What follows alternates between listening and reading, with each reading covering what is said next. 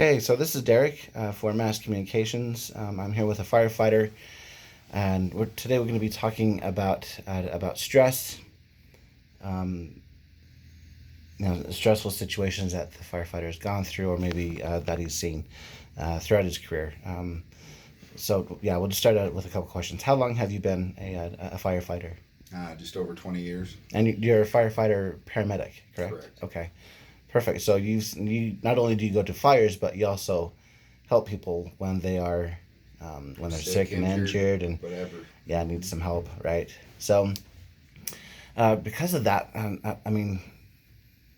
given the amount of time that you've been a firefighter and paramedic, you've seen a lot of stuff that the normal, quote unquote, normal everyday person does not see or experience or anything like Well, that. I would hope they have anyway. Yeah.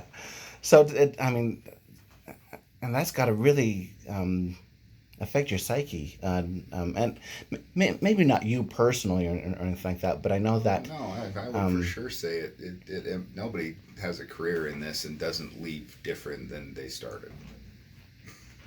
Simple. okay, yeah, and then yeah, so I know that you have to have some thick skin going into this because of the stuff that you guys deal with. Um, Typically, when it comes to stress, how is it that either you or if you've seen other people handle the stress, either during or after the incident?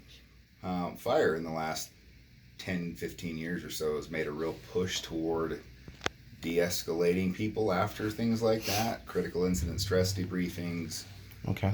crew meetings, shift meetings, providing resources to reach out if that's not enough. Um, Suicide, divorce rates, things like that have all dramatically gone up or had gone up, so they recognize the need to address the concerns following some of those things. So So, do you know then if the suicide and the divorce ratings and because of this has it like gone down or is it like maintained without or real or numbers, do you know? I'm sure it has. I'm sure I know that the critical incident debriefings and that have made a big difference. Hmm. In particular, in the number of medical retirements for psychological issues, because that was a big thing as well. In fact, I've had two guys retire off my crew for mental health reasons Really? following traumatic incidents. So, Wow. and volunteer agencies, when I volunteered early on, yeah, every time we'd have a major incident, we'd lose a couple people.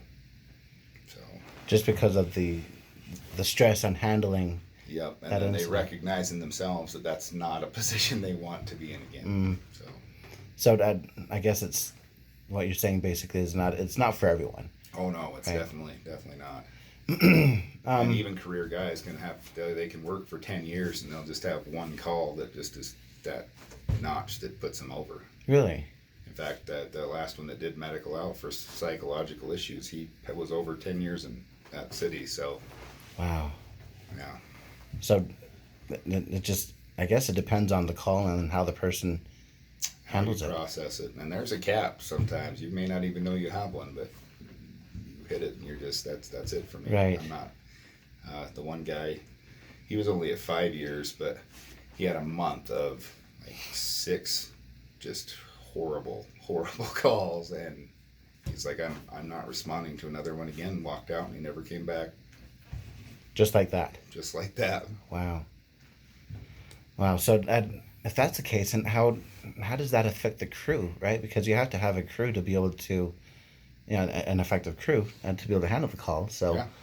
um, that's got to really affect the crew, and especially if a person is married, it's got to Well, affect their and they're marriage and worried about it because you live together for a third of the year, so you're a family away from home. So their emotional well-being has an impact on everybody else that's there in that yeah, crew too, because you're with the same guys most of the time. So right, right.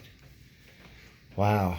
I mean, I can only imagine um, showing up for work one day and then realizing that one of your crew members is not there that was supposed to be there because they had an incident they just couldn't yeah, and I mean handle the stress.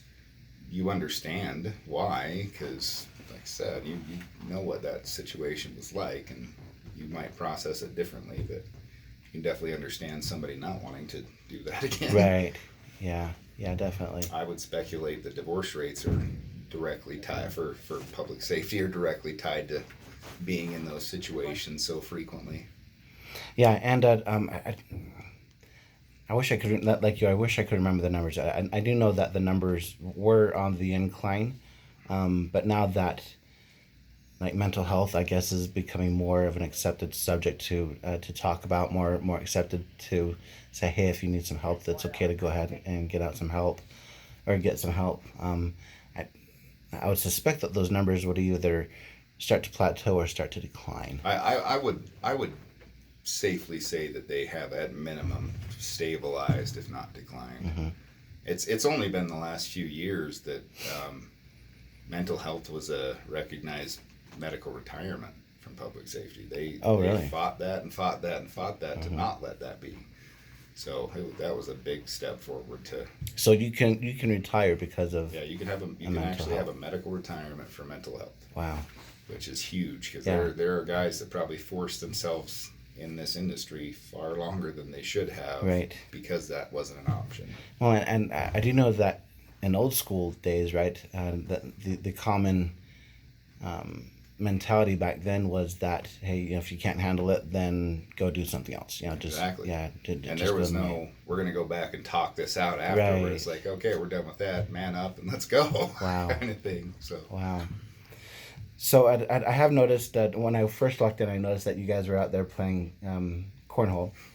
Is that some of the ways to help like reduce absolutely. Some crews will just go out and barbecue together. Some will go play games. Some will go do PT, get a workout in afterwards, something like that. Mm-hmm.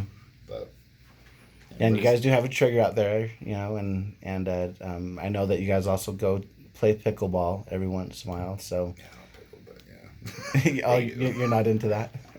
That's okay. I'm not either.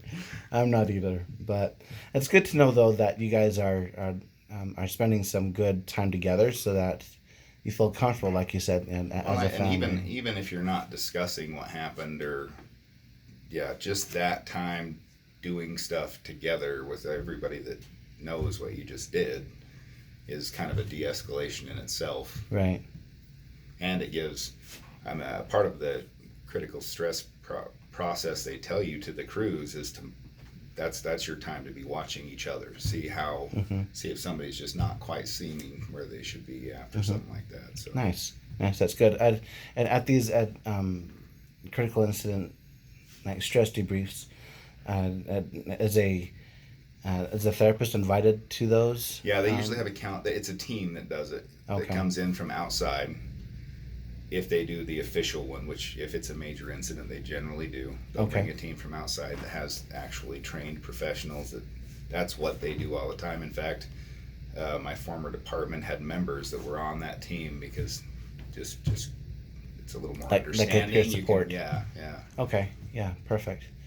And but then other times it seems that you just do it as a crew, Yeah, just saying, hey, let's talk about it varies. this. I mean, like I said, there's some crews that they could go on the most horrific thing you can imagine, and they can go back to the station and just talk it out themselves, and they're fine. Okay. But that's their type of processing versus, you need to know that for a fact. If you know your crew well enough to know that's going to be sufficient. Okay. And just one last thing, because we have just about a minute left. It sounds like then that you do have access to a professional therapist or a group of therapists that you can access. Yeah, there's usually an employee assistance program too that's available that you don't even have to tell your employer you're going to if you want to go talk something out that you don't want them to wonder if you're going to be okay about. So Right. There's a lot of avenues nowadays. Perfect. Well, thank you for taking time out of your day. I'm glad that we didn't get a call while we we're here. So this is Derek again from Mass Communications, meeting with a member of the fire department, fire slash paramedic. I don't know, so I didn't. So yeah, thanks again for meeting with me, and this is Derek signing off.